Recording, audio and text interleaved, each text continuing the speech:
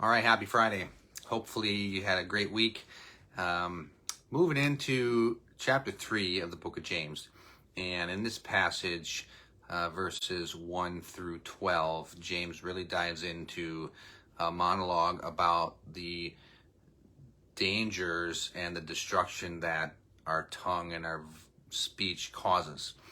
And as I kind of read through this and tried to go a little bit slower, this is a passage probably a lot of people are familiar with, and so I tried to not read it in the spirit of familiarity, but rather, carefully and ponder it a little bit.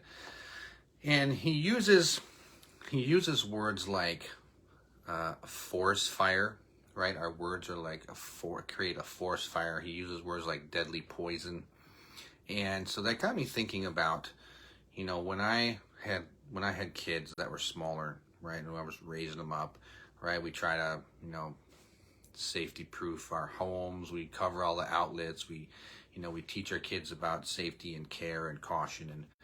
And if I had fire around, or if I had deadly poison around, right, I would be ultra careful about how I handle those.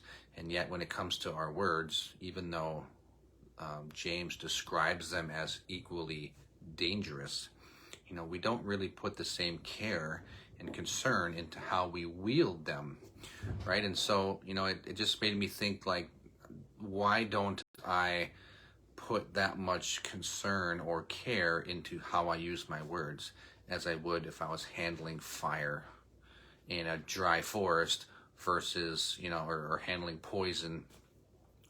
So that was kind of my first thought. And then the second thought I had was, we have places in our lives where we're more careful than others, right? And as an example, as a people leader at my job, I am very aware, very conscientious of the words that I need to use and how I need to be careful and always stay professional and polite and those types of things. And so I do, right? Because I know if I were to get careless with my words, get offensive with my words, cruel, right, any of those other types of descriptors, it would cost me my job, right? And because the consequence is so high for not being diligent with how I use my words, I'm extremely careful and diligent about how I do. And so I don't mess up in that area with people at my job. And yet when I come home, right, the consequence is not as severe in tangible ways. Now, obviously, we can damage our relationships, we can hurt people, we can cause, long-term emotional damage with the words that we use when we're at home. But it doesn't cost us our jobs when we're at home, right?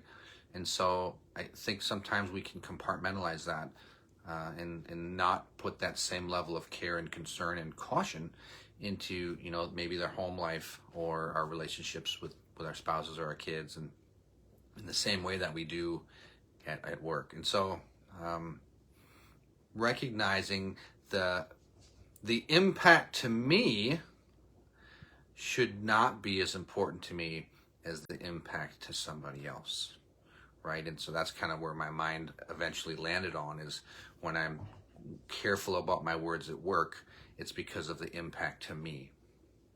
And it really should be more about what my words do to impact somebody else. That should motivate me in the way that I use them, in the way that I wield them. And so just something to consider, as we go about our lives, and maybe become a little bit more attentive and mentally aware of what words we use and how we're using them.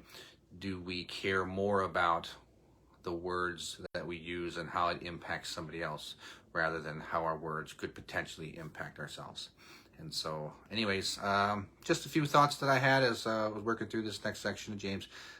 Hopefully that's some good food for thought for you, and maybe helps you in your own evaluation. So anyways, thanks. Have a great rest of your Friday.